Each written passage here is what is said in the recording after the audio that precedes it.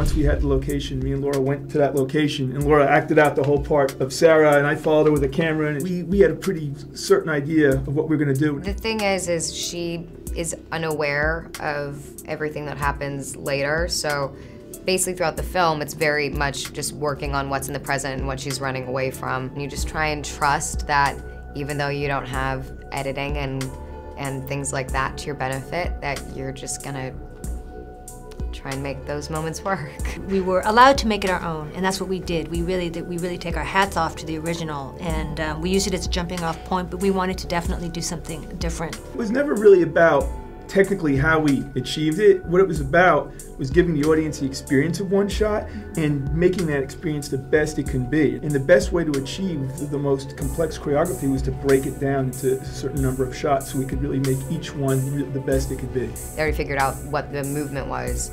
And then instead of just doing rehearsal, since it was, we're not using film, we would just record over and over and over again. It was kind of usually like midday is when we started to get it. And so it'd be kind of like 5 to 6 hours of trying to get one huge chunk.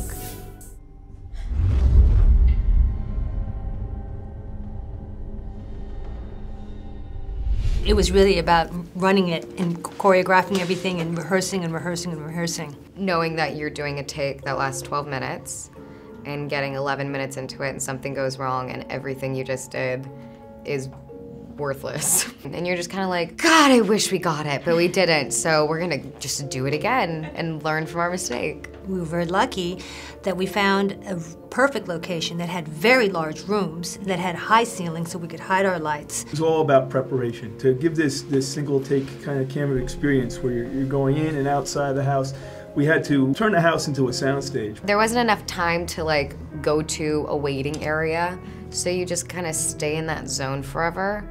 And you never escape the house while you're filming. I would literally sleep and would have a false, wake up moment in my dream and see a camera crew in my bedroom trying to get one last shot. And then I'd be like, this is crazy. And then I'd fall back asleep. Like, I really had a hard time leaving this movie.